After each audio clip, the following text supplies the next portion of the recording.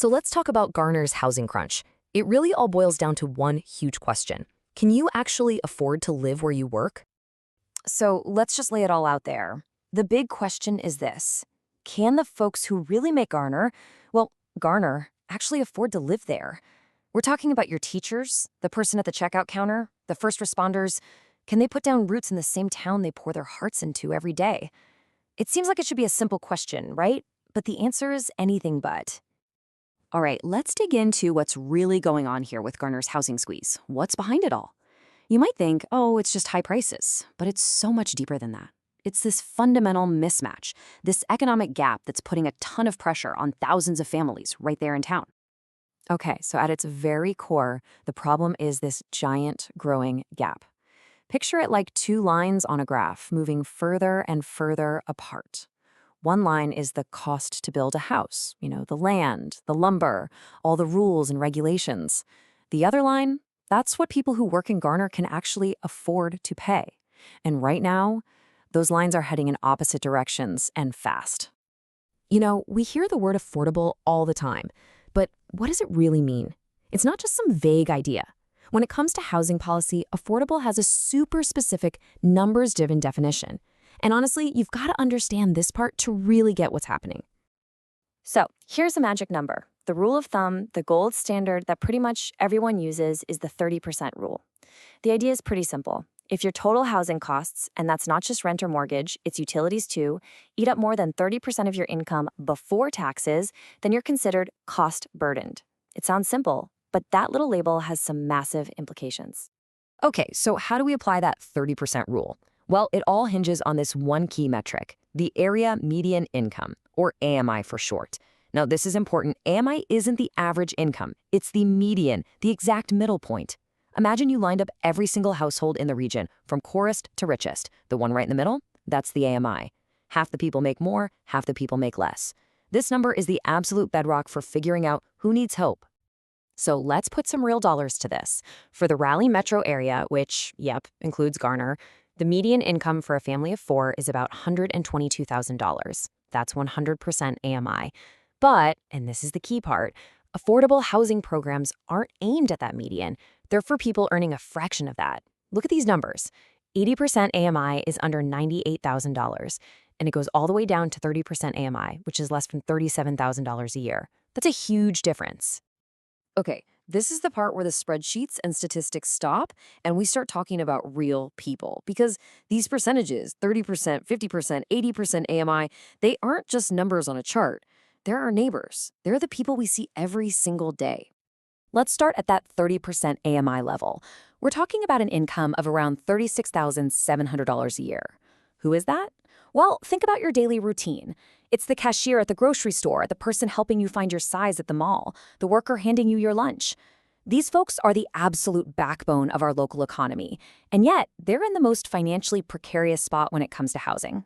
All right, let's bump it up to 50% AMI. That's about $61,000 a year, and here you find another group of people who are just essential to making our lives work. It's the bank teller, the administrative assistant who's the glue holding an office together, the medical assistant who's the first person you see at the doctor. I mean, these are absolutely vital roles. And now this is where it really starts to hit home for a lot of people. At 60% AMI, we're talking roughly $73,000 a year. You'll find public school teachers, firefighters, skilled welders. I mean, come on, these are the jobs we think of as the bedrock of a community, right? And yet, their income puts them squarely in the category of people who need help finding an affordable place to live. That's really something. And it doesn't stop there. Even if we go all the way up to 80% AMI, which is getting close to $98,000 a year, you find some of our most critical frontline workers. We're talking police officers, registered nurses, skilled electricians. These are good, respected jobs with solid paychecks. But in the place that's growing as fast as Garner, even that kind of income can get stretched to the breaking point by the housing market. So we've put faces to the numbers, but just how big is this problem? How many people are we actually talking about here? Let's zoom in on the scale of the challenge in Garner today. 2,597. Let that number sink in for a second. That's how many households in Garner making $50,000 a year or less are officially cost-burdened. And let's be super clear. Cost burdened is not just some bureaucratic term. It's a daily reality. It means making impossible choices. It means looking at your budget and thinking, okay, do I pay the rent in full or do I buy enough groceries for the week? It means that car repair gets put off, that trip to the doctor gets delayed, all because the rent or mortgage just takes such a huge bite out of your paycheck. It's a constant grinding stress. And just so we're all on the same page, this isn't some small niche issue affecting just a few people. We're talking about 1 out of every 4 households in Garner. A full quarter of the town is living on an income of less than $50,000 a year. This affordability squeeze is impacting a massive part of the community. Okay, so facing a challenge this big can feel a little overwhelming. But here's the good news. This isn't just being ignored. In Garner, there's a real, active conversation happening right now about how to tackle this and build a better path forward. So earlier this year, a dedicated task force put together by the town council came out with a really detailed report. And this wasn't just some stuffy academic thing.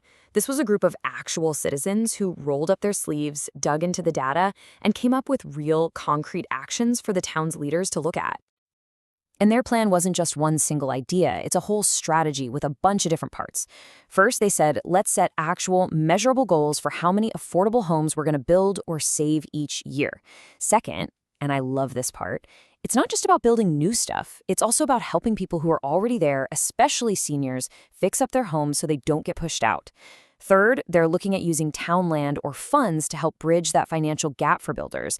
And maybe most important of all, they called for a real community conversation to get everyone on board and talking about this.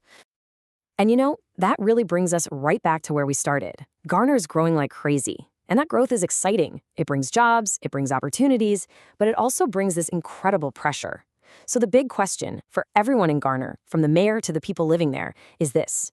How do you manage all that growth in a way that makes sure the very same people who make the community great, the ones teaching your kids, stocking the grocery shelves, and keeping you safe, can actually afford to call it home?